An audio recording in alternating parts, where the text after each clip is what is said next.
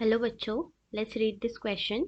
The question says BOD of 4 samples of water A, B, C and D are given below. A sample का है 30 mg per liter, B sample का है 300 mg per liter, C sample का है 2000 mg per liter, D sample का है 3400 mg per liter.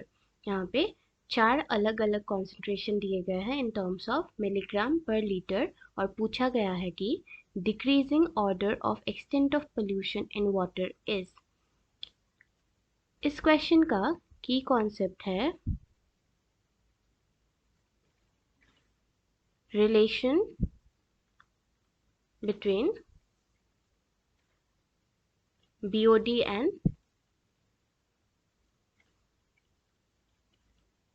pollution of water. चलिए पहले समझते हैं BOD क्या होता है. BOD is called biochemical oxygen demand. Biochemical oxygen demand ये रेफर करता है उस एक मेजर जैसे यूज करते हैं हम पोल्यूटेड वाटर के लिए एक मेजर होता है ये which is it is the measure of the amount of oxygen required by bacteria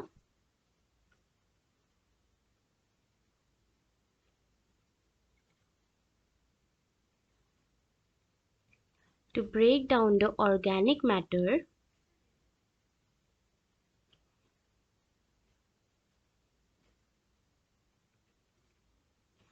in a certain volume of water.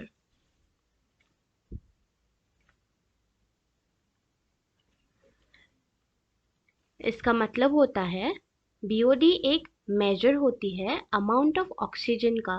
Bacteria जो होते हैं वो वाटर में प्रेजेंट जो पोल्यूटेंट्स होते हैं जो ऑर्गेनिक मैटर होते हैं पोल्यूटेंट्स के रूप में बैक्टीरिया आके उन पे एक्ट करके उनका ब्रेक डाउन कर देते हैं और बैक्टीरिया ऑक्सीजन को यूज करके ये ब्रेक डाउन प्रोसेस करते हैं और जितना अमाउंट ऑफ ऑक्सीजन इस ब्रेक डाउन प्रोसेस में बैक्टीरिया को चाहिए होती है to break down the organic matter in a certain volume of our polluted water उसी को हम BOD कहते हैं which is biochemical oxygen demand.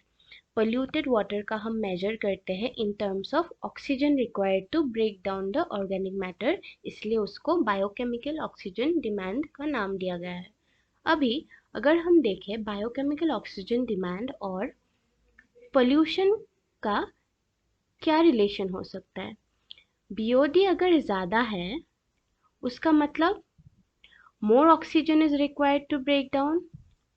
BOD तो सिंपली ऑक्सीजन रिक्वायर्ड का मेजर है जो बैक्टीरिया को चाहिए तो मोर ऑक्सीजन इज रिक्वायर्ड.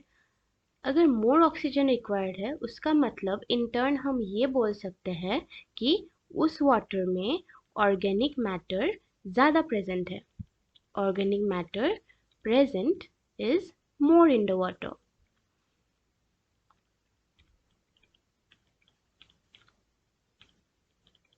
समझते हैं इसको. ऑर्गेनिक मैटर अगर वाटर में ज़्यादा है तब ऑक्सीजन भी बैक्टीरिया को ज़्यादा लगेगा और अगर ज़्यादा ऑक्सीजन लगेगा ऑर्गेनिक मैटर को ब्रेक डाउन करने के लिए उसका मतलब होगा कि हमारा BOD भी ज़्यादा है. ऑर्गेनिक मैटर अगर पानी में ज़्यादा है तो उसका मतलब क्या है वो पानी बहुत ज़्यादा पोल्यूटेड है. तो हम ये कह सकते हैं कि more the pollution in the water, more the pollution, more is the BOD.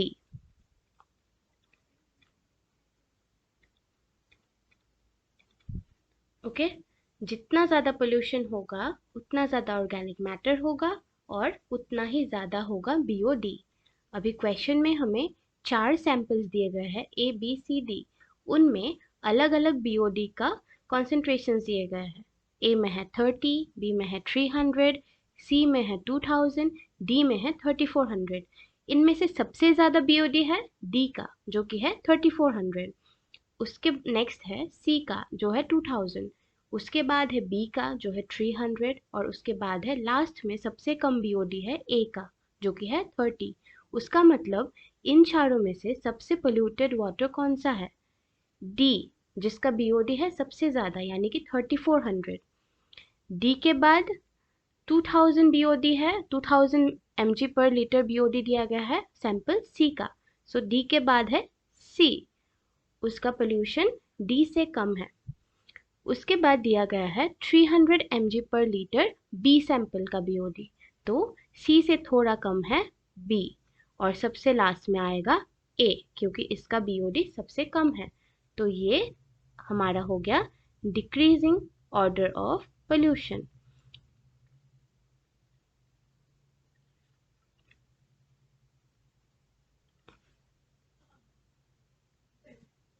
या फिर हम उसको एक्सटेंट ऑफ पोल्यूशन लिख सकते हैं जैसे क्वेश्चन में दिया गया है।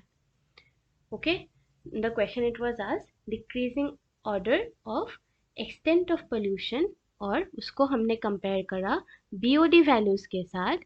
बीओडी वैल्यूज के साथ कंपेयर करके हमें ये ट्रेंड मिला। तो ऑप्शन में कौन सा दिया गया? डी सी बी ए हमारा आंसर। So option C is the correct trend which is D, then C, then B, then A.